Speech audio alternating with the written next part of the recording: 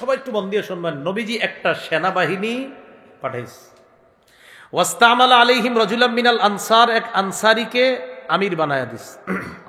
ও আমারহুম আইয়ুতিউহু, সবাইকে বললেন আমির সাহেব যা বলবে তা শুনবা। আমি আবার বলছি, একটা সেনাবাহিনী গঠন করলেন, একজন আমির বানাইলেন, আর বললেন আমির সাহেব যা বলবে তা শুনবা।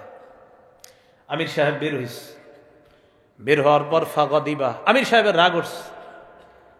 রাগ ওঠার পর আমির সাহেব বললেন আলাইসা কদ আমারাকুম রাসূলুল্লাহ সাল্লাল্লাহু আলাইহি ওয়াসাল্লাম আন তুতিউনি, নবী কি তোমাদেরকে বলে নাই আমার আনুগত্য করার জন্য? সবাই বললেন হ্যাঁ, নবী বলছে আপনার আনুগত্য করতে। আমির সাহেব বললেন আমি যা বলবো তাই শুনবা। ইজমাউলি হাতবা, আমার জন্য লাকড়ি সংগ্রহ করো, লাকড়ি সংগ্রহ করো। ফাজামাউলা, সবাই লাকড়ি সংগ্রহ করে নিয়ে আসছে। লাকড়ি সংগ্রহ করে আনার পর আমির সাহেব বললেন আউকিদুহা নারা, লাকড়ির মধ্যে আগুন লাগা দাও। বুঝতেছেন? ফাউকাদুহা নারা, সবাই লাকড়িতে আগুন লাগায়া দিস। দাও দাও করে আগুন জ্বলতেছে। আমির সাহেব বললেন উদুখুলুহা, সবাই তোমরা আগুনের মধ্যে ঝাঁপ দাও। সবাই কোথায় ঝাঁপ দাও?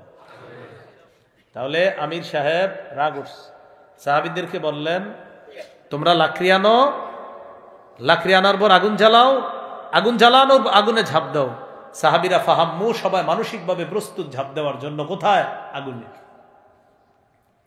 যখন ঝাঁপ দিবে, সামনে আসুন, একজন আরেকজনকে কি করতেছে দেখেন। ফাজা আল্লাহ ইউমসিকু বাদুহুম বাদ, একজন আরেকজন এমন করে এই আসলে ঝাঁপ দিমু, এরকম মানে পাশের জনকে বলতেছে এই আসলে ঝাঁপ দিমু, আসলে ঝাঁপ দিমু, এরকম করতেছে। কেন? আমির সাহেব না বলছে ঝাঁপ দিতে?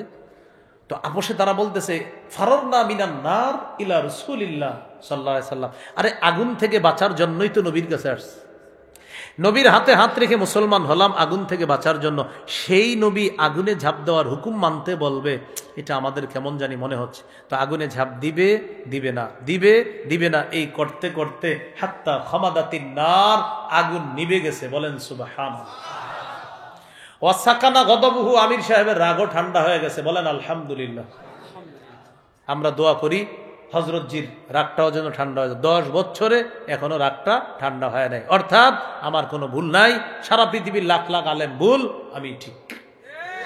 ভাই এই কথা কেউ কারো গায়ে নিয়েন না, কিন্তু এখন অনেকে বলবে হুজুর এটা আমারে কইতেছে। হ্যাঁ, আপনি যদি ভুলে থাকেন তো আপনি তো কইতেছে। দেখেন বিষয়টা, আমি বেদাতের ওয়াজ করলে বেদাতিরা চা দোকানের সামনে বসে কি বলে দেখেন, হুজুরে এই কথাটা মনে হয় আমগো দরবারে কইতেছে। আপনাকে দরবারে বেদাত হইলে তো আপনি করেই কইতেছি, মানে এরকম বলে আর কি। এখন আমি কি বলছি কোন আমির? শুধু বললাম এই জাতীয় আমির। এখন অনেকে বলবে হুজুরে এটা আমগো আমির বলে, যে আপনাকে আমির এই জাতীয় হইলে হেরেই বলি। কোরআন হাদিসের বাহিরে কোনো আমিরকে কেন মানবেন? কোন আমির মানা যাবে না কোরআন হাদিসের বাহিরে, এটা আপনি মানতে পারেন না। আল্লাহ বুঝার তৌফিক দান করেন। আমির সাহেবের রাগ ঠান্ডা হয়ে গেছে, আগুন নিভে গেছে। ঘটনাটা নবীর কানে গেছে। নবীর কানে যাওয়ার পর নবীজি বললেন সর্বনাশ। তারপর কি হয়েছে? হুজুর আমির সাহেবের হুকুম যে মানে নাই, গুনাহ হবে। নবীজি বললেন লাউ দাখালুহা মা খারাজু মিনহা ইলা ইয়াউমিল কিয়ামা, আমিরের কথা শুই না যদি আগুনে ঝাঁপ দিত, কিয়ামত পর্যন্ত আগুনেই থাকতো, আগুন থেকে বের হতে পারতো না। ইন্নামাত তাআতু ফিল মারুফ, আমিরের আনুগত্য হবে শুধু ন্যায়সঙ্গত কথায় কাজে, নাফরমানিমূলক কোনো কথায় কাজে আমিরের আনুগত্য হবে না।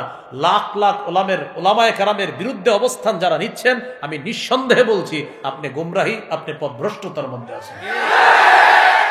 আলেমদের বিরুদ্ধে যায় না। আরে আমি ভুল করতে পারি, তিনি ভুল করতে পারে, এখানে আমরা যতজন আছে আমাদের কয়েকজন ভুল হইতে পারে, লাখ লাখ আলেম তো ভুল করতে পারে না। হাতে পায়ে ধরে বলছি মেনে নেন, আলেমদের কথা মেনে নেন।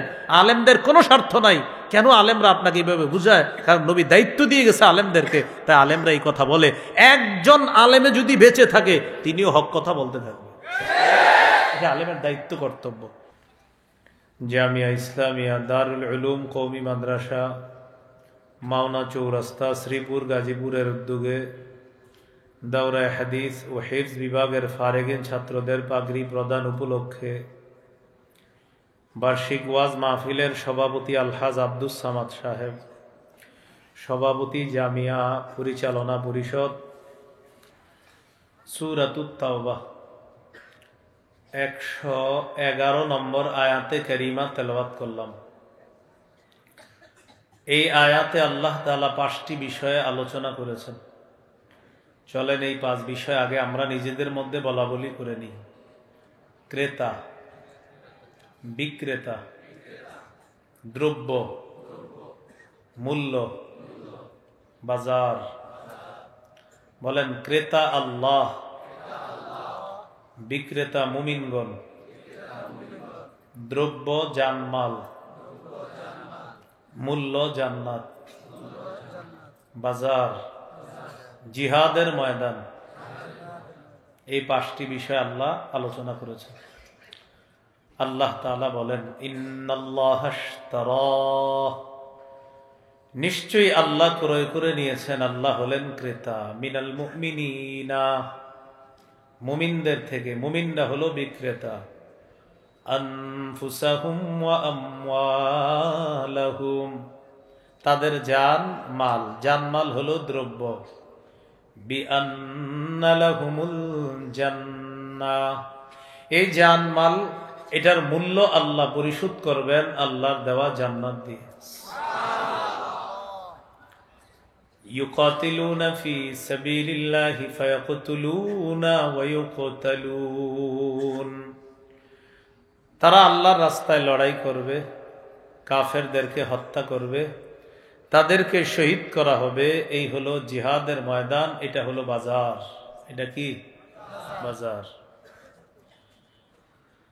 এই 5টি জিনিস আল্লাহ তাআলা সূরা তাওবার 111 নম্বর আয়াতে বললেন। 5টি বিষয়।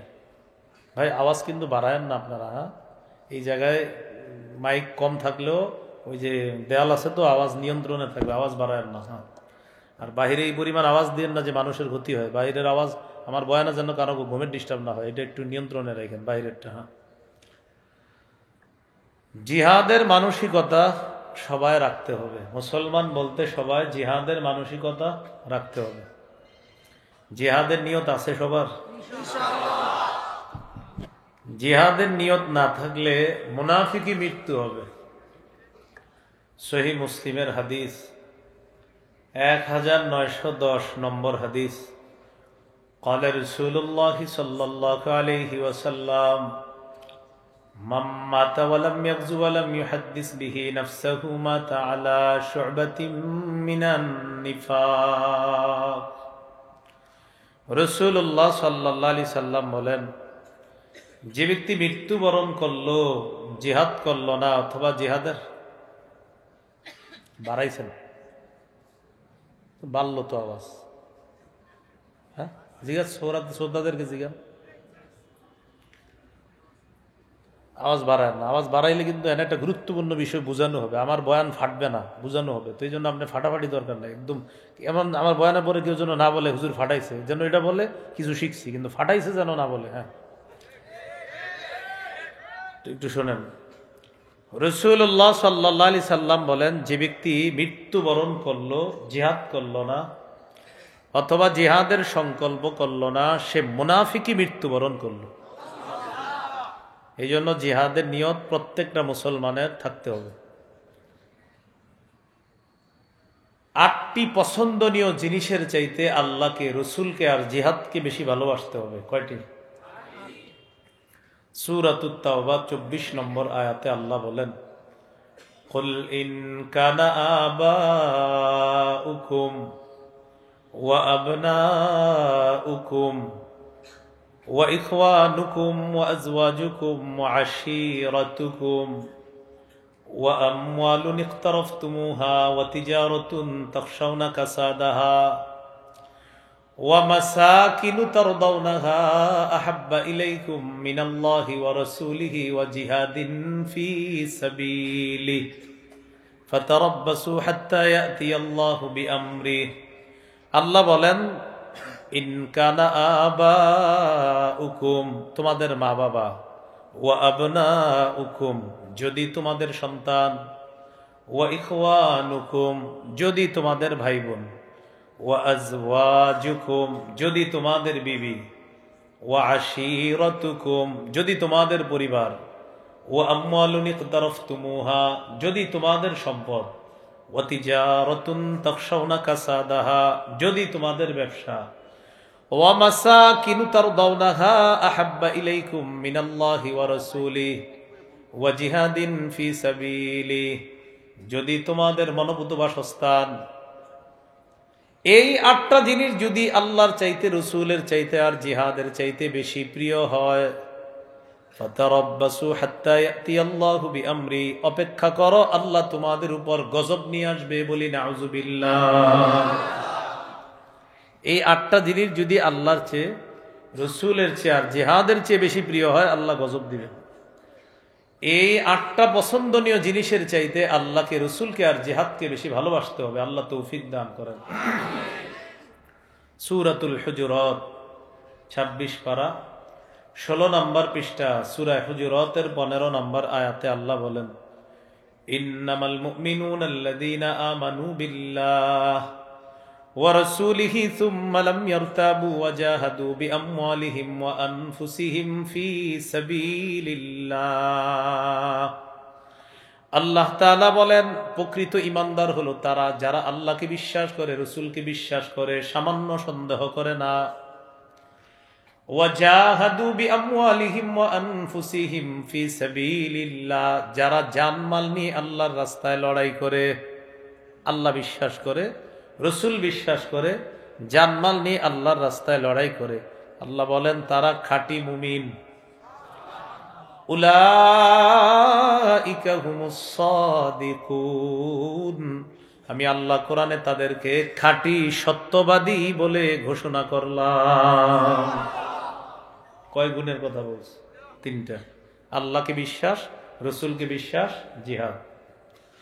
একটা ব্যবসার কথা আপনাদেরকে বলি, যে ব্যবসা আমাকে আপনাকে যন্ত্রণাদায়ক আযাব থেকে রক্ষা করবে। এই ব্যবসার কথাটা শুনবেননি? সূরাতুস সফফি ১০ থেকে ১৩ নম্বর আয়াত, ২৮ পারা ১১ নম্বর পৃষ্ঠা, আল্লাহ তাআলা বলেন, ইয়া আইয়ুহাল্লাযীনা আমানু হাল আদুল্লুকুম আলা তিজারাতিন তুনজিকুম মিন আযাবিন আলীম তুমিনুনা বিল্লাহি ওয়া রাসূলিহি ওয়া তুজাহিদুনা ফি সাবিলিল্লাহ বিআমওয়ালিকুম ওয়া আনফুসিকুম। আল্লাহ তাআলা বলেন, হে ঈমানদারগণ, আমি কি তোমাদেরকে এমন একটা ব্যবসার কথা বলবো, যে ব্যবসা তোমাদেরকে যন্ত্রণাদায়ক আযাব থেকে রক্ষা করবে। তুমিনুনা বিল্লাহ, আল্লাহকে বিশ্বাস করবা, ওয়া রাসূলিহি, রাসূলকে বিশ্বাস করবা, ওয়া তুজাহিদুনা ফি সাবিলিল্লাহি বিআমওয়ালিকুম ওয়া আনফুসিকুম, জানমাল নিয়ে আল্লাহর রাস্তায় লড়াই করবা। আল্লাহ তাআলা বলেন, এটা এমন ব্যবসা, যে ব্যবসা তোমাদেরকে যন্ত্রণাদায়ক আযাব থেকে রক্ষা করবে। এটা ১ নাম্বার উপকার। ২ নাম্বার, যালিকুম খায়রুল লাকুম ইন কুনতুম তা'লামুন, এটা তোমাদের জন্য কল্যাণ যদি তোমরা জানতে। ৩ নাম্বার উপকার, ইয়াগফির লাকুম যুনুবাকুম, তোমাদের আগে যত গুনাহ আছে আল্লাহ সব মাফ করে দিবেন। ৪ নাম্বার, ওয়া ইউদখিলকুম জান্নাতিন তাজরি মিন তাহতিহাল আনহার, আল্লাহ তাআলা তোমাদেরকে এমন বাগানে প্রবেশ করাবেন, যে বাগানের তলদেশ দিয়ে নহর সমূহ প্রবাহিত হয়। ৫ নাম্বার, ওয়া মাসাকিনা তাইয়্যিবাতান ফি জান্নাতি আদ, চিরস্থায়ী বসবাসের জান্নাতের মধ্যে তোমাদেরকে আল্লাহ তাআলা মনোভূত বাসস্থান দান করবেন। এটা হলো ৫ নাম্বার। আল্লাহ বলেন, যালিকাল ফাউজুল আযীম, এটা মহান সফলতা। ৬ নাম্বার, ওয়া উখরা তুহিব্বুনাহা, তোমাদের পছন্দ অনুযায়ী আরো নিয়ামত আল্লাহ দান করবেন। নাসরুম মিনাল্লাহ, যেমন আল্লাহর পক্ষ থেকে দুনিয়াতেই সাহায্য আসবে। ওয়া ফাতহুন করিব, এবং নিকটতম বিজয়, আসন্ন বিজয় আল্লাহ তোমাদেরকে দান করবেন। নিকটতম বিজয় আল্লাহ তোমাদেরকে দান করবেন, আসন্ন বিজয় আল্লাহ তোমাদেরকে দান করবেন। ওয়াবাশশিরিল মুমিনিন, আল্লাহ বলেন মুমিনদেরকে আপনি সুসংবাদ দেন। মুমিনদেরকে কি দেন? সুসংবাদ। তাহলে জিহাদের নিয়ত আছে সবার? না থাকলে কি মৃত্যু হবে? মুনাফিক। আবু দাউদের হাদিস 2504 নম্বর হাদিস, 2504। قال رسول الله صلى الله عليه وسلم জাহিদুল মুশরিকিনা বিআমওয়ালিকুম ওয়া আনফুসিকুম ওয়া আলসিনাতিকুম। মন দিয়ে বুঝেন, তোমরা মুশরিকদের সাথে লড়াই করো তোমাদের সম্পদ দিয়ে, তোমাদের জান দিয়ে, তোমাদের জবান দিয়ে। সামান্য কিছু মুশরিক 90 ভাগ মুসলমানের উপরে তাদের ভাবসাব দেখে বোঝা যাচ্ছে যে তারা মুসলমানদের 90 ভাগের বেশি মুসলমান যে দেশে, কোটি কিছু মুশরিকরা এই মুসলমানদের উপর আধিপত্য বিস্তার করতে চায়। আর এই মুশরিকদেরকে সহযোগিতা করে আমাদের মাঝে কিছু মুনাফিক রূপী শয়তান, এদেরকে সহযোগিতা করে। কাদেরকে? মুশরিকদের। এই জন্য মুসলমান সজাগ হন, মুসলমানরা খুব সচেতন হতে হবে যেন মুশরিকরা আমাদের উপর আধিপত্য বিস্তার করতে না পারে। আল্লাহ আমাদেরকে কথাগুলা বুঝার তৌফিক দান করে। আরো লাগান মিডিয়া, আরো আইনা লাগান। হ্যাঁ বাস হয়েছে। হ্যাঁ আবু দাউদের 2484 নম্বর হাদিস, 2484। قال رسول الله صلى الله عليه وسلم لا تزال طائفة من أمتي يقاتلون على الحق ظاهرين على من ناوأهم। নবীজি বলেন, আমার উম্মতের একটা দল সদা সর্বদা হকের পক্ষে লড়াই করবে, বাতিলদের সাথে তারা বিজয় অর্জন করবে। হাত্তা ইউকাতিলা আখির উম্মতি আল মাসিহ আদ-দাজ্জাল। লড়াই করতে করতে আমার উম্মতের শেষ দলটা দাজ্জালের বিরুদ্ধে লড়াই করবে, আল্লাহ তাদেরকে বিজয় দান করবে। আবু দাউদের 2532 নম্বর হাদিস, 2532। قال رسول الله صلى الله عليه وسلم ثلاثة من أصل الإيمان। নবীজি বলেন ঈমানের মূল বিষয় হলো তিনটি। বলেন ঈমানের মূল বিষয় কয়টি? আরো জোরে, ঈমানের মূল বিষয় কয়টি? এক নম্বর আল কাফু আম্মান ক্বালা লা ইলাহা ইল্লাল্লাহ। এক নাম্বার, যে ব্যক্তি বলে লা ইলাহা ইল্লাল্লাহ তাকে কষ্ট দেওয়া যাবে না, কথা দিয়ে কষ্ট দেওয়া যাবে না, কর্ম দিয়ে কষ্ট দেওয়া যাবে না। কথার কষ্ট, কর্মের কষ্ট। এই জন্য আমি অনেক জায়গায় দেখবেন কোনো মাহফিলে গিয়ে আমি বসি না, এই না আমার উপর অনেকে রাগ। বসি না কেন? আমি আসলে আমি সেলফ ডিফেন্স, নিজের জন্য বসি না। আমি কোথাও বসলে আমার দ্বারা গীবত হওয়ার সম্ভাবনা আছে, এই জন্য বসি না। আমি অন্যরা গীবত করবেন এমন না, আমি গীবত শুরু করবো, তো এই জন্য আমি কোথাও বসি না। গাড়ি টু মঞ্চ, মঞ্চ টু গাড়ি, আবার গাড়ি টু বাড়ি। খানাও তো বাসা থেকে নিয়ে আসি, কোথাও খাই না। তো এই জন্য আপনারা কিন্তু কষ্ট নিয়েন না। যেমন আমি যাওয়ার সময় কোথাও বসানোর চেষ্টা করবেন না, কোথাও না, আবার গাড়িতে উঠবো, আবার চলে যাবো ইনশাল্লাহ। তো এই জন্য রাসূলুল্লাহ সাল্লাল্লাহু আলাইহি ওয়াসাল্লাম বলেন ঈমানের মূল বিষয় তিনটা। যে ব্যক্তি বলে লা ইলাহা ইল্লাল্লাহ তাকে কোনো কষ্ট দেওয়া যাবে না, কথার কষ্ট, কর্মের কষ্ট। তিরমিজির একটা হাদিস শোনায় আপনাদেরকে, 2406 নম্বর হাদিস। উকবা ইবনে আমির রাদিয়াল্লাহু তাআলা নবীজিকে বললেন, কুলতু ইয়া রাসূলুল্লাহ মান নাজাত, ইয়া রাসূলুল্লাহ মুক্তির উপায় কি আপনার কাছে জানতে চাই। নবীজি বললেন, মুক্তির অন্যতম তিনটা উপায় আছে। বলেন মুক্তির অন্যতম উপায় কয়টা? এক নাম্বার আমসিকা আলাইকা লিসানাক, তুমি তোমার জিহ্বাটা সংযত রাখবা, তুমি তোমার জবান নিয়ন্ত্রণ করবা। এই জবান কিন্তু বড় ভয়ঙ্কর জিনিস। নবীজি বলেন জবানের কারণে বেশিরভাগ মানুষ জাহান্নামে যাবে, বলি নাউজুবিল্লাহ। তিরমিজির বর্ণনা, 2616 নম্বর হাদিস। হাল ইয়াকুব্বুন নাসা ফিন নারি আলা ওয়ুজুহিহিম আও আলা মানাখিরিহিম ইল্লা হাসাইদু আলসিনাতিহিম। বেশিরভাগ মানুষের মাথাটা নিচে, পাগুলা উপরের দিকে দিয়ে ধাক্কাইতে ধাক্কাইতে জাহান্নামে নিবে শুধু জিহ্বার অপরাধের কারণে। জিহ্বা বড় ভয়ঙ্কর জিনিস, এক কথায় 16 বছর শেষ।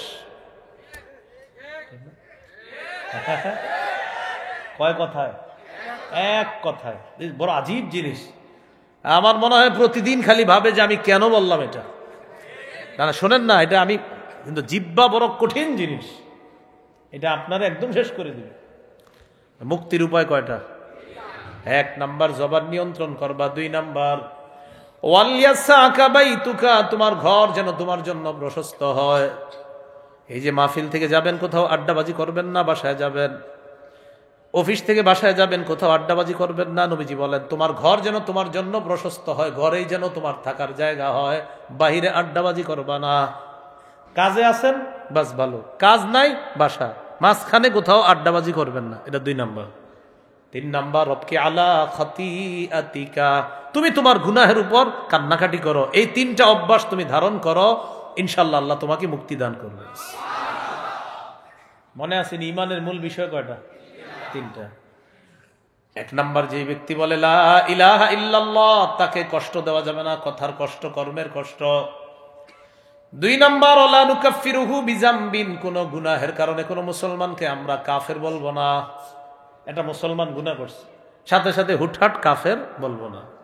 3 নাম্বার, ওয়ালা নুখরিজুহু মিনাল ইসলামি বিআমালিন, সাধারণ কোন আমলের কারণে কোন মুসলমানকে আমরা ইসলাম থেকে বের করে দিব না। সাধারণ কোন গুনাহের কারণে মুসলমানকে আমরা ইসলাম থেকে বের করে দিব না। তাহলে 3টা বিষয় ঈমানের মূল বিষয়। 1 নাম্বার, যে বলে লা ইলাহা ইল্লাল্লাহ তাকে কষ্ট দিব না। যে বলে লা ইলাহা ইল্লাল্লাহ তাকে আমরা কোনো গুনাহের কারণে কাফের বলবো না।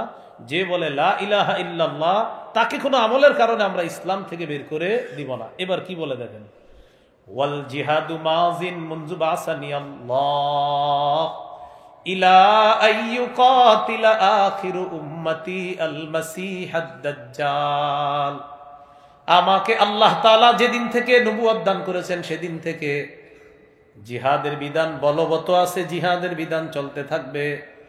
আমার উম্মতের শেষ দলটা দাজ্জালের বিরুদ্ধে লড়াই করা পর্যন্ত জিহাদ চলতে থাকবে।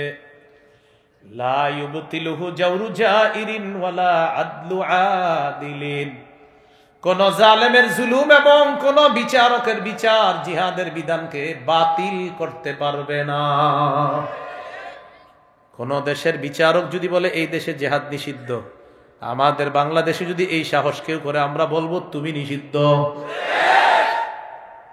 এখন কথা হলো, কেউ যদি বলে জিহাদের বিষয় নিষিদ্ধ, হাসবেন কিছুক্ষণ, কি করবেন? হাসবেন, হা হা হা হা। এখন বললে ভাই হাসেন কেন? বলবেন আপনি বললেও নিষিদ্ধ হবে না, না বললেও নিষিদ্ধ হবে না। মানে যে বলবে জিহাদ নিষিদ্ধ, আপনি বলবেন একটু হাসবেন, বলবেন হাসবেন, বলবে হাসবেন, হাসলেন কেন ভাই?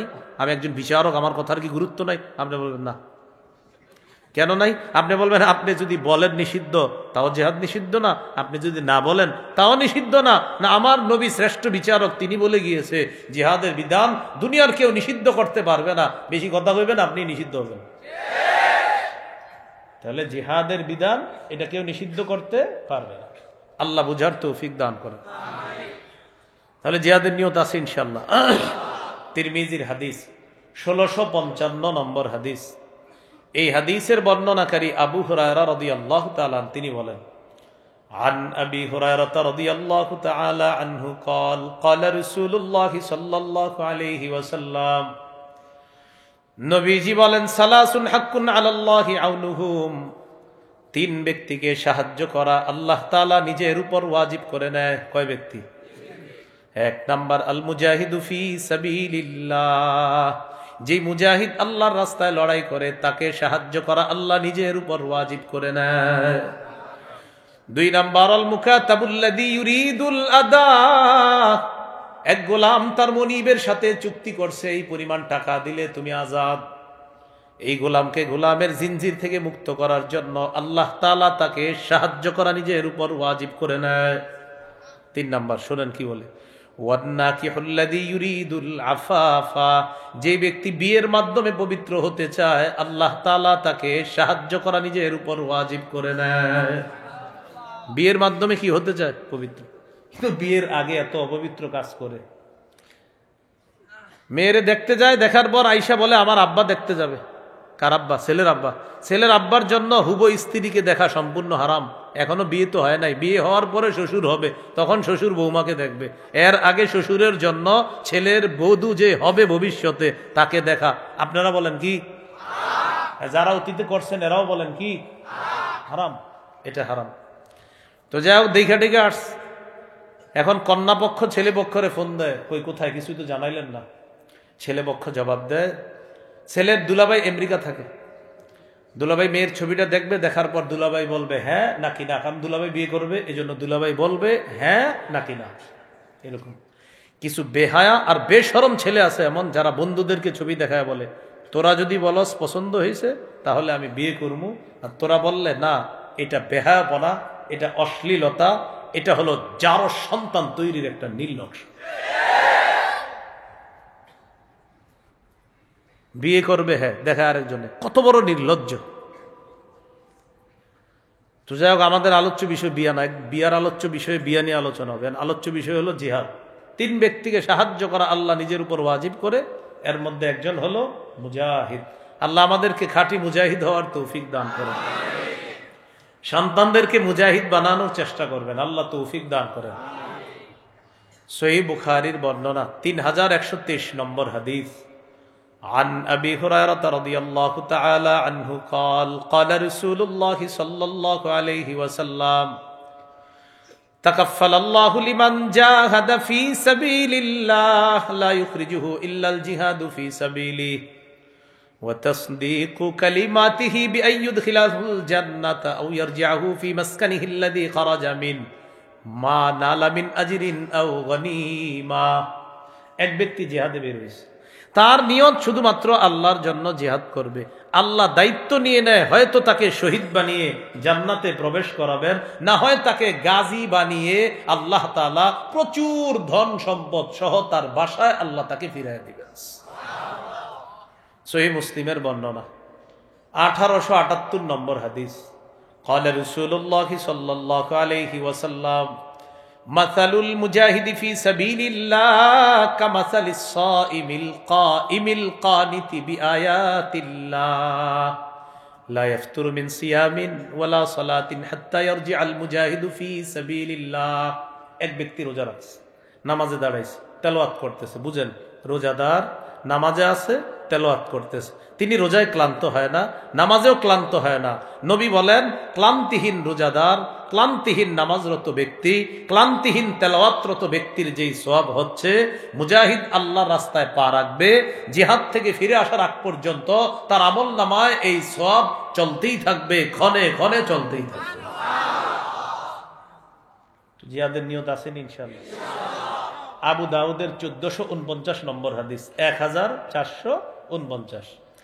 এই হাদিসের বর্ণনাকারী সাহাবীর নাম আব্দুল্লাহ ইবনে হুবশিল খাসআমী রাদিয়াল্লাহু তাআলা। তিনি বলেন, আন্না রাসূলুল্লাহি সাল্লাল্লাহু আলাইহি ওয়াসাল্লাম সুইলা আইয়ুল আমালি আফজালু ইয়া রাসূলুল্লাহ। নবীজিকে জিজ্ঞাসা করা হলো, ইয়া রাসূলুল্লাহ, আল্লাহর কাছে সবচেয়ে শ্রেষ্ঠ আমল কোনটি? নবীজি বললেন, তুলুল কিয়াম, লম্বা সময় নামাজে দাঁড়িয়ে থাকা আল্লাহর কাছে শ্রেষ্ঠ আমল। এই জন্য জোহরের আগে 4 রাকাত সুন্নত 3.5 মিনিট 3 মিনিটে পড়বেন। মসজিদে ঢুইকা দেখে সুন্নতের মানে নামাজের বাকি আছে 2 মিনিট, কয় মিনিট? উনি আল্লাহু আকবার বলবে, সাহস কইরা বইলা আপনারে দেখাই দিবে যে আমি বাপের বেটা কেমন। 2 মিনিটে 4 রাকাত পড়ে তোমাদেরকে দেখাই দিলাম, পারলে তোমরাও দেখাও। এরকম আপনারা বুঝাবে, শুধু বুঝাবে না, সালাম ফিরানোর পর আবার তাসবিহও গন্ধে দেখবেন। তাহলে উনি কি সুন্দর, 2 মিনিটে পুরো প্যাকেজ 4 রাকাত বাস কমপ্লিট। এরকম নামাজ পড়বেন না, এটা আল্লাহর সাথে তামাশা করা। সহিহ বুখারী 757 নম্বর হাদিস। এক সাহাবীকে রাসূল সাল্লাল্লাহু আলাইহি সাল্লাম নামাজ শিখিয়ে দিস, 1 রাকাত পুরা শিখানোর পর বললেন, পুরা নামাজ এইভাবে পড়বা, তাহলে এটার নাম হবে নামাজ।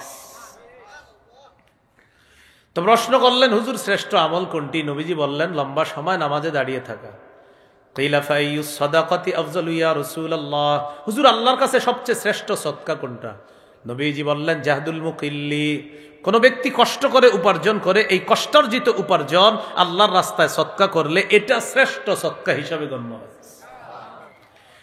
ফাইয়ুল হিজরাতি আফজালু ইয়া রাসূলুল্লাহ, হুজুর আল্লাহর কাছে সবচেয়ে শ্রেষ্ঠ হিজরত কোনটা আপনার কাছে জানতে চাই। নবীজি বললেন, মান হাজারা মা হারামাল্লাহু আলাইহি, আল্লাহ তাআলা যা হারাম করেছেন এই হারাম জিনিস থেকে বেঁচে থাকা আল্লাহর কাছে শ্রেষ্ঠ হিজরত বলে গণ্য হয়ে যায়। কিলা ফাইয়ুল জিহাদি আফজালু ইয়া রাসূলুল্লাহ, হুজুর আল্লাহর কাছে সবচেয়ে শ্রেষ্ঠ জিহাদ কোনটা? নবীজি বললেন, মান জাহাদাল মুশরিকিনা বিমালিহি ওয়া নাফসিহি, যে ব্যক্তি নিজের জানমাল নিয়ে মুশরিকদের বিরুদ্ধে লড়াই করে, এটা আল্লাহর কাছে শ্রেষ্ঠ জিহাদ বলে গণ্য হয়ে যায়। কিলা ফাইয়ুল কাতলি আশরাফু ইয়া রাসূলুল্লাহ, হুজুর কোন শাহাদাত আল্লাহর কাছে সবচেয়ে মর্যাদাপূর্ণ?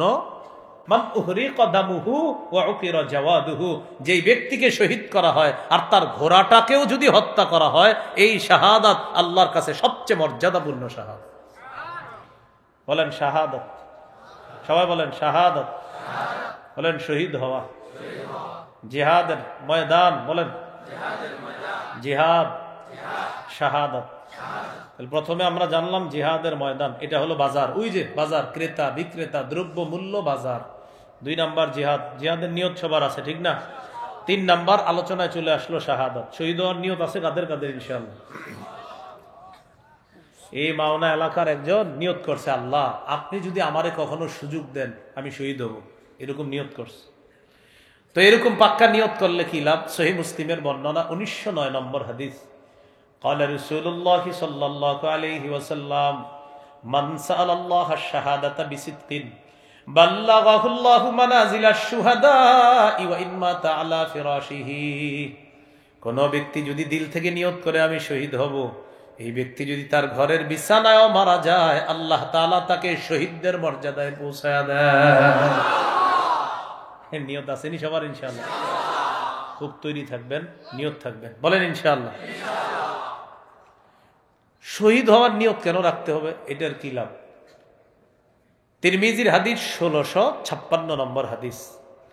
قال رسول الله صلى الله عليه وسلم لا يكلم أحد في سبيل الله والله أعلم بمن يكلم في سبيله إلا جاء يوم القيامة اللون لون الدم والريح ريح المسك। কোন ব্যক্তি জিহাদের ময়দানে আহত হয়েছে, আপনারা সবাই বুঝতেছেন কথা? কোন ব্যক্তি জিহাদের ময়দানে আহত হয়েছে, এই আহত হওয়ার পর আল্লাহ তাআলার কিয়ামতের ময়দানে তাকে এমন অবস্থায় উপস্থিত করবে, তার রং হবে রক্তের রং, ওখান থেকে শরীর থেকে মেশক আম্বরের ঘ্রাণ বের হবে।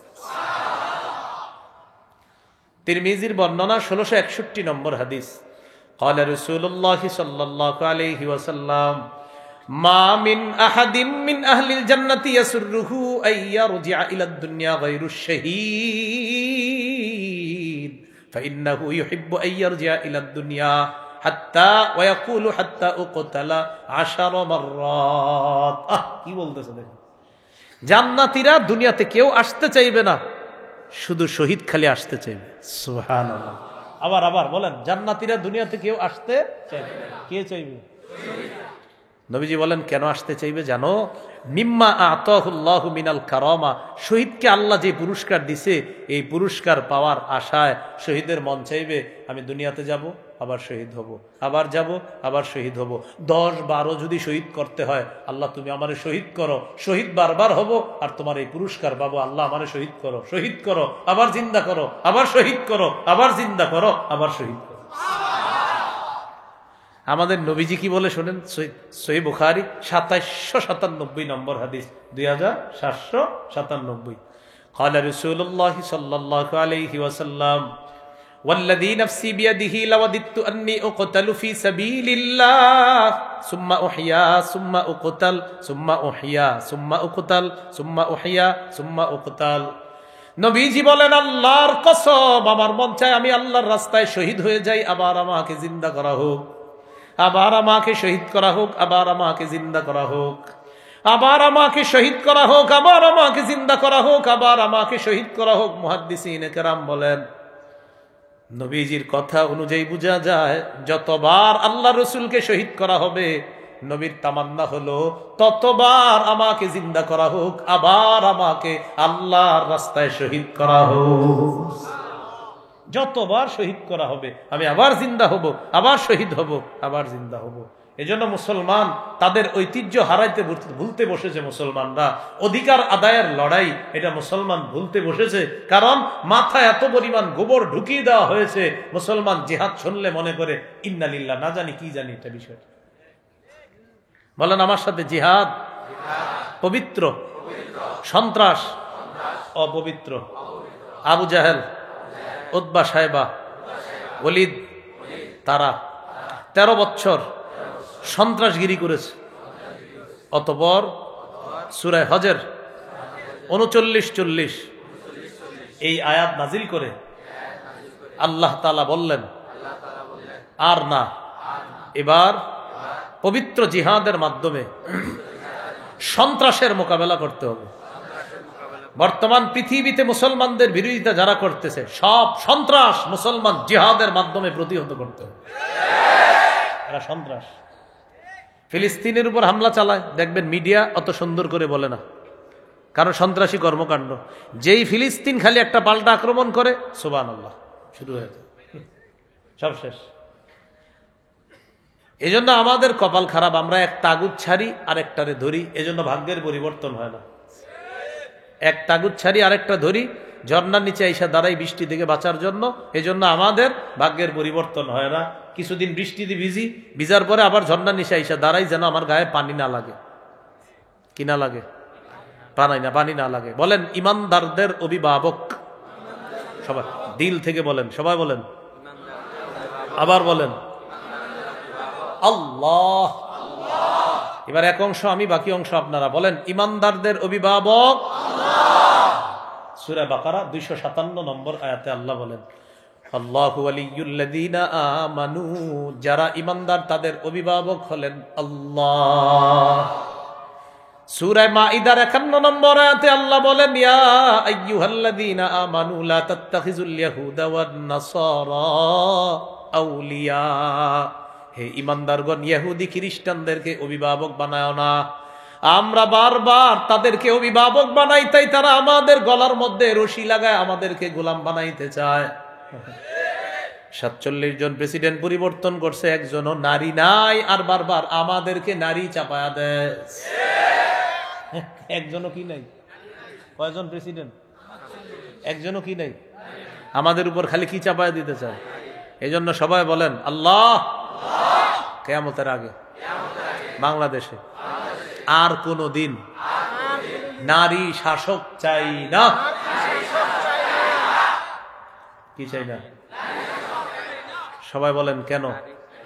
আরো জোরে, সুন্দর করে বলেন। قال رسول الله صلى الله عليه وسلم لا يفلح قوم ولو امرهم امرأتان। বুখারীর বর্ণনা, আল্লাহ নবী বলেন, ওই জাতি কিছুতেই সফল হবে না যেই জাতি তাদের নেতৃত্বে কোন নারী বসা দেয়। আপনার বুঝে আসুক না আসুক, আপনি মানেন আর না মানেন, নারী শাসকে আপনার আমার ভাগ্য পরিবর্তন হবে না। আমার নবী বলছে, এটাই সত্য কথা। এনে তো ঠিকই কোন, কিছুদিন পরে তো আবার ঠিকই উল্লাটা করে, এটাও ঠিক। মানে সবই ঠিক না। একটু শোনেন, যেই সুযোগ আল্লাহ তাআলা ইসলামী মাইন্ডের দলদেরকে, ইসলাম মানসিকতা যারা লালন করে, তাদেরকে আল্লাহ একটা সুযোগ দিস, এটা যদি তারা এখন কাজে না লাগায়, আমি তো ছোট মানুষ, বয়স কম, আগামী 50 বছরে এই সুযোগ বাংলাদেশে আসবে কিনা আল্লাহ ভালো। এই জন্য আপোষে গুতাগুতিটা আপাতত বাদ দিয়ে ইসলামী মন মানসিকতার যারা, তারা সব ভুলে এক হওয়ার কোনো বিকল্প নাই। এদেশের সব মুসলমানরা এখন চায় যে, আমরা বহুত দেখছি, এখন ইসলামী মাইন্ডের কাউকে ছোট থেকে বড় সব পদে আমরা তাদেরকে বসাবো, যেন ন্যায্য অধিকার গুলা প্রত্যেকটা মানুষ তার ন্যায্য অধিকার সঠিকভাবে পায়। একজন আল্লাহওয়ালা, খোদাবিরু, তাকওয়াবান মানুষকে যদি আমাদের দায়িত্বে বসাই, তিনি কি চুরি করবে? এই কথাগুলো মাথায় রাখা। আল্লাহ বুঝার তৌফিক দান করে। তো শাহাদাতের কথা বলতেছিলাম, যে শহীদ দুনিয়াতে আসতে চাইবে আর বলবে 10-12 যদি শহীদ করা হয়, আমি চাই আবার আমাকে শহীদ করা হোক, আমি 10-12 শহীদ হতে রাজি আছি। আচ্ছা, শহীদ কেন বারবার শহীদ হতে চায় বলেন তো? এবার একটা হাদিস শুনলে বুঝতে পারবেন কেন চায়। তিরমিজির 1663 নম্বর হাদিস, قال رسول الله صلى الله عليه وسلم للشهيد عند الله 6 خصال। শহীদের আল্লাহর কাছে স্পেশাল 6টা মর্যাদা। বলেন আল্লাহর কাছে শহীদের স্পেশাল মর্যাদা কয়টা? 1 নাম্বার, ইগফারু লাহু ফি আউয়ালি দাফাতিন ওয়া ইউরা মাকআদুহু মিনাল জান্নাহ। দেখেন, তাকায় দেখেন, শহীদের শরীরের রক্তের প্রথম ফোঁটাটা পরে, আরেক দিক দিয়ে তার সব গুনাহ মাফ, আর ওই মুহূর্তেই জান্নাতে তার আসনটা দেখানো হয়। আমি আবার বুঝাই, শহীদের রক্তের প্রথম ফোঁটাটা পড়তেছে, গুনাহ মাফ, জান্নাতের আসনটা দেখিয়ে বলা হচ্ছে এ শহীদ, তুমি একটু পরে শহীদ হচ্ছ, আর এটাই হবে তোমার আসন। এটা 1 নাম্বার। 2 নাম্বার, ওই জারুবিন আযাবিল কবরি, শহীদকে কবরের আযাব থেকে নিরাপত্তা দেওয়া হবে। 3 নাম্বার, ওয়াকমানু মিনাল ফাজাইল আকবার, কিয়ামতের ময়দানের বিভীষিকাময় মুহূর্ত আর জাহান্নামের আযাব থেকে শহীদ নিরাপত্তা লাভ করবে। 4 নাম্বার, ইউদউ আলা রাসিহি তাজুল ওয়াকারিল ইয়াকুতাতু মিনহা খায়রুম মিনাদ দুনিয়া ওয়া মা ফিহা, শহীদের মাথায় মরমর খচিত মুকুট পরিয়ে দেওয়া হবে, যেই মরমর পাথরের দাম দুনিয়ার মাঝে যা কিছু আছে এর চাইতে আরো বেশি। 5 নাম্বার, 5 নাম্বারটা কি বলবো? আপনারা সুন্দর করে বলেন, বলবো? ওয়ায়ুজাওয়াজু সিনতাইনি ওয়া সাবঈনা যাওজাতাম মিনাল হুরিল ঈন, 72 জন হুরকে শহীদের সাথে বিয়ে দেওয়া হবে। 6 নাম্বার, ওয়াশাফাউ ফি সাবঈনা মিন আকারিবিহি, শহীদের নিকটাত্মীয়দের মধ্যে কমপক্ষে 70 জনের ব্যাপারে তার সুপারিশ কবুল করা হবে। শহীদ হইবেন নি? আল্লাহ তৌফিক দান করেন।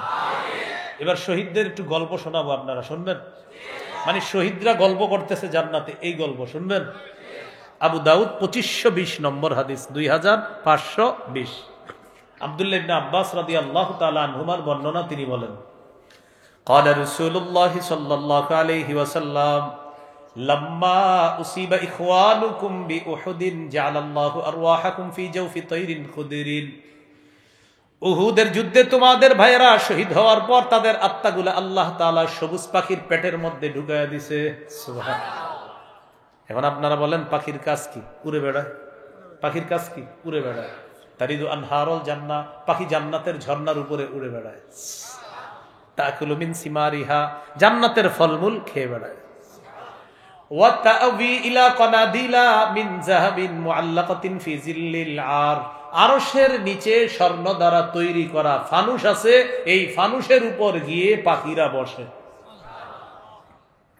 বসার পর এবার আপোষের মধ্যে পাখিরা, মানে শহীদরা গল্প করবে। ফালাম্মা ওয়াজাদু তিবা মাকালিহিম ওয়া মাশরাবিহিম ওয়া মাকিলিহিম, শহীদরা যখন তাদের মনোভূত বাসস্থান পায়, মনোভূত খাদ্য পায়, শহীদরা যখন তাদের মনোভূত সব কিছু পেয়ে যায়, তখন আপোষে বলা বলি করে, আচ্ছা মাইয়ুবাল্লিগু আন্না ইখওয়ানানা আন্না আহইয়াউন নুরজা, আচ্ছা দুনিয়ার মানুষগুলাকে কে বলবে যে আমরা শহীদরা জিন্দা আছি আর আমাদেরকে রিজিক দেওয়া হচ্ছে? শহীদরা বলতেছে, আমরা যে জীবিত, আমাদেরকে যে রিজিক দেওয়া হচ্ছে, এটা কে বলবে? তো শহীদরা বলতেছে, এটা বললে কি লাভ? লিআল্লা ইয়াজহাদু ফিল জিহাদ ওয়ালা ইয়ানকুলু ইনদাল হার, যাতে দুনিয়ার মানুষগুলা জিহাদের প্রতি অনাগ্রহ না দেখায় আর জিহাদের সময় অলসতা না করে। আমাদের নিয়ামতের কথা জানতে পারলে দুনিয়ার মানুষরাও শহীদ হওয়ার প্রতি আগ্রহ দেখাবে। তো এটা কে বলবে? আল্লাহ তাআলা বলেন, উবাল্লিগুহুম আনকুম, আমি আল্লাহ তোমাদের বিষয়টা দুনিয়ার কিয়ামত পর্যন্ত যত মানুষ আসবে সবাইকে জানায় দেব।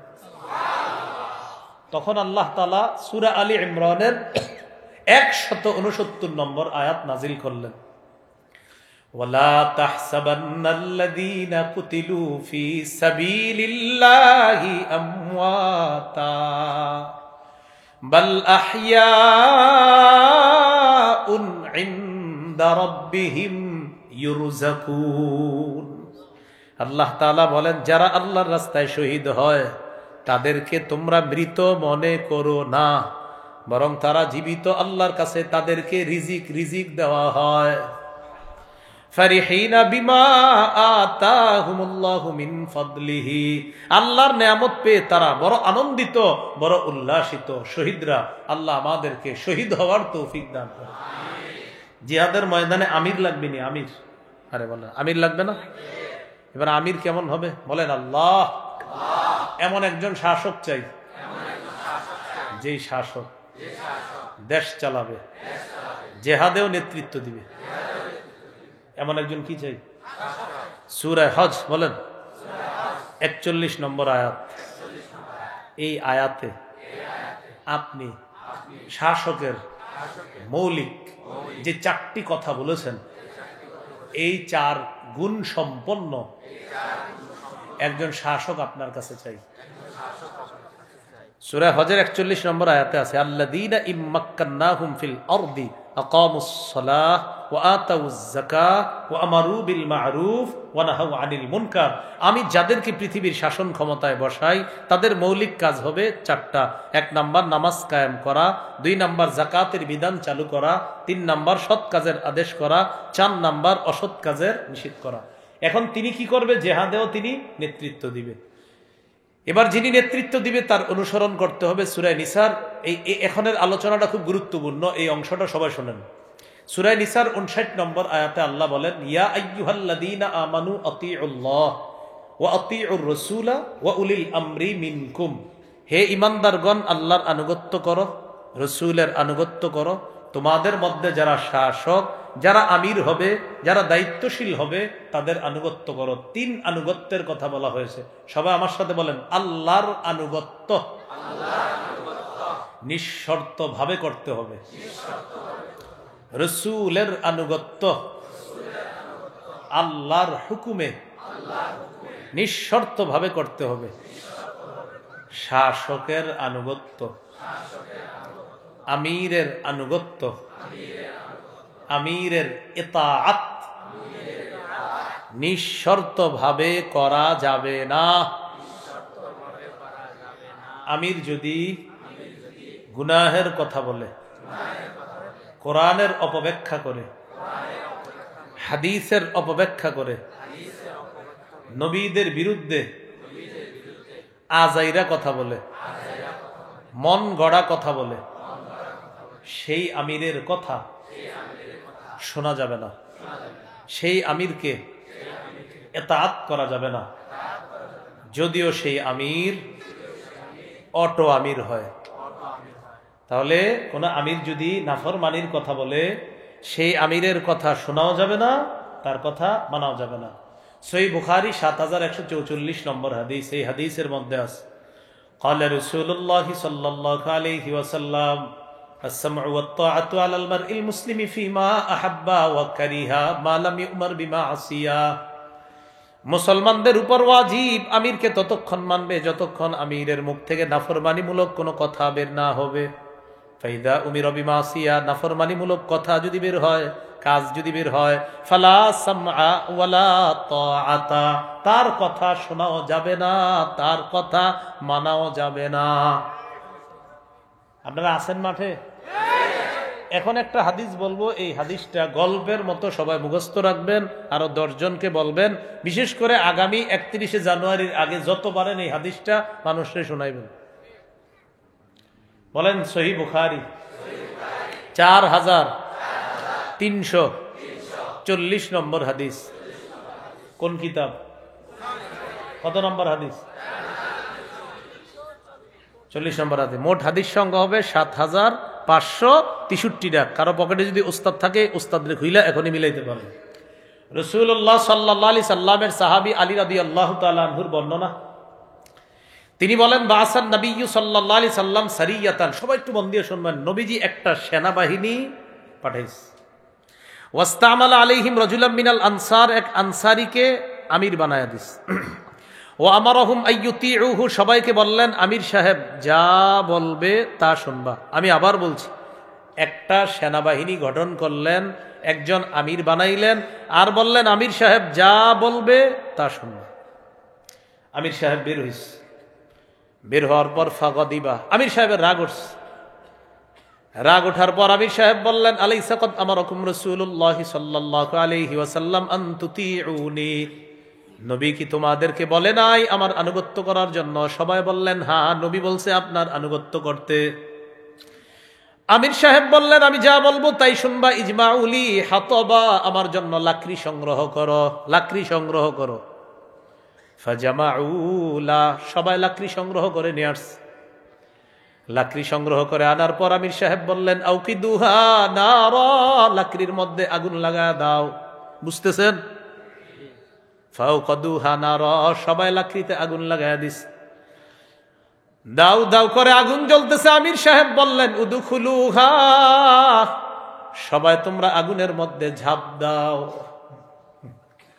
সবাই কোথায় ঝাঁপ দাও? তাহলে আমির সাহেব রাগ উঠছে। সাহাবীদেরকে বললেন, তোমরা লাকড়ি আনো, লাকড়ি আনার পর আগুন জ্বালাও, আগুন জ্বালানোর আগুনে ঝাঁপ দাও। সাহাবীরা ফাহাম্মু, সবাই মানসিকভাবে প্রস্তুত ঝাঁপ দেওয়ার জন্য। কোথায়? আগুনে। যখন ঝাঁপ দিবে, সামনে আসেন, একজন আরেকজনকে কি করতেছে দেখেন, ফাজা আল্লাহ ইউমসিকু বাদুহুম বাদ, একজন আরেকজন এমন করে, এই আসলে ঝাঁপ দিমু, এরকম, মানে পাশের জনকে বলতেছে, এই আসলে ঝাঁপ দিমু, আসলে ঝাঁপ দিমু, এরকম করতেছে।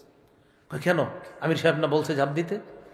তো আপোষে তারা বলতেছে, ফাররনা মিনান নার ইলা রাসূলিল্লাহ সাল্লাল্লাহু আলাইহি সাল্লাম। আরে আগুন থেকে বাঁচার জন্যই তো নবীর কাছে আসছে, নবীর হাতে হাত রেখে মুসলমান হলাম আগুন থেকে বাঁচার জন্য। সেই নবী আগুনে ঝাঁপ দেওয়ার হুকুম মানতে বলবে, এটা আমাদের কেমন জানি মনে হচ্ছে। তো আগুনে ঝাঁপ দিবে, দিবে না, দিবে, দিবে না, এই করতে করতে হাত্তা খামাদাতিন নার, আগুন নিভে গেছে। বলেন সুবহানাল্লাহ। ওয়াসাকানা গদবহু, আমির সাহেবের রাগও ঠান্ডা হয়ে গেছে। বলেন আলহামদুলিল্লাহ।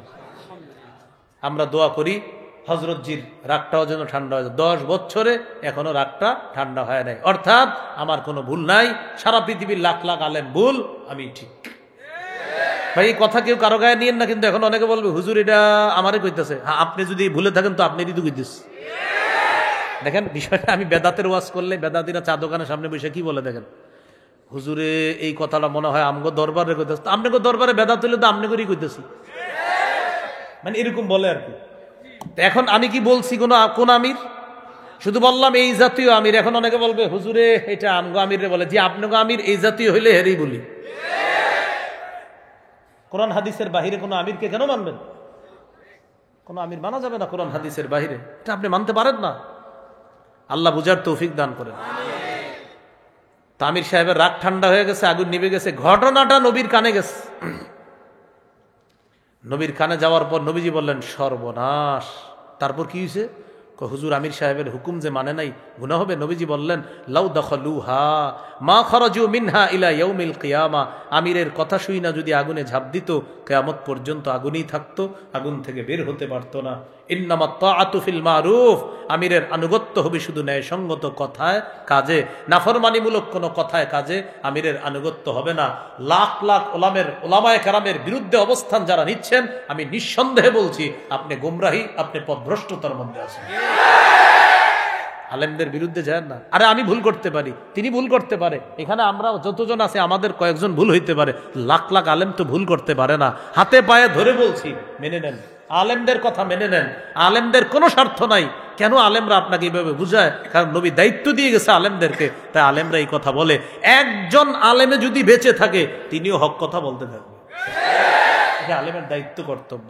এজন্য সবাই মিলে যান, সবাই মিলে যান, এক হয়ে যান, আলেমদের কথা মেনে নেন, এক হয়ে যান। শুধু অন্তরের মধ্যে এটা রাখেন না। যেমন আমার এই বয়ান শোনার পর অনেকে হয়তো মানসিকভাবে প্রস্তুত দিবে, ঠিকই তো, আসলে এই হাদিস অনুযায়ী তো আমরা সঠিক পথে নাই, বাহিরে গিয়ে বলবে না, মানে এটা হলো তার ভিতরের একটা ক্ষোভ, এই ক্ষোভের কারণে সে ফিরে আসতে পারতেছে না। আমরা আল্লাহর কাছে দোয়া করি, আল্লাহ যেন সারা পৃথিবীর এই মুবারক জামাতটাকে আল্লাহ এক করে দেয়। দোয়া করবো না ইনশাল্লাহ? আল্লাহ তৌফিক দান করেন। তাহলে নাফরমানিমূলক কোনো কথায় কাজে আমিরকে মানা যাবে না। 4টা বিষয় শিখলাম: জিহাদের ময়দান, জিহাদ, শাহাদাত, আর হলো আমির। এই বিষয়গুলা আমরা মাথায় রাখবো। এবার আপনাদেরকে একটু জিজ্ঞাসা করি, ক্রেতা কে? বিক্রেতা? দ্রব্য, জানমাল, মূল্য, জান্নাত, বাজার, জিহাদের ময়দান। জিহাদের নিয়ত আছে সবার? শাহাদাতের নিয়ত আছে সবার? আল্লাহ তৌফিক দান করেন। এই জন্য আমরা সবাই সতর্ক থাকব। আরেকটা বিষয়, ওলামায়ে হযরত অনেকে বয়ান শুনছেন আজকে, আপনাদের প্রতি একটা আবদার থাকবে, মসজিদের মিম্বরে নবীজি সাল্লাল্লাহু আলাইহি সাল্লামের গোটা 23 বছরটা জনগণকে বোঝানোর চেষ্টা করা। প্রথম 13 বছর যে সন্ত্রাসগিরি করেছে যারা কাফেররা, এই সন্ত্রাসগিরিটা সুন্দরভাবে উপস্থাপন করতে হবে। এর পরের 10 বছর পরে আলোচনা করতে হবে। সুশীলরা কি করে জানেননি? এরা গিয়ে আমাদের নবীর 10 বছরের জীবন আলোচনা করে আর বলে রহমতের নবী কিভাবে অস্ত্র নিয়ে বের হয়েছে, কিন্তু আগের 13 বছরের আলোচনা করে না। তখন আপনারা বলবেন, প্রিয় সুশীল ভাইয়া, আগের 13 বছরের কথাগুলো একটু বলেন। বলবে না, বললে ওদের মাস্তুতো ভাই যারা আছে তাদের চেহারাগুলা প্রকাশ পেয়ে যাবে। আল্লাহ আমাদেরকে বোঝার তৌফিক দান করেন।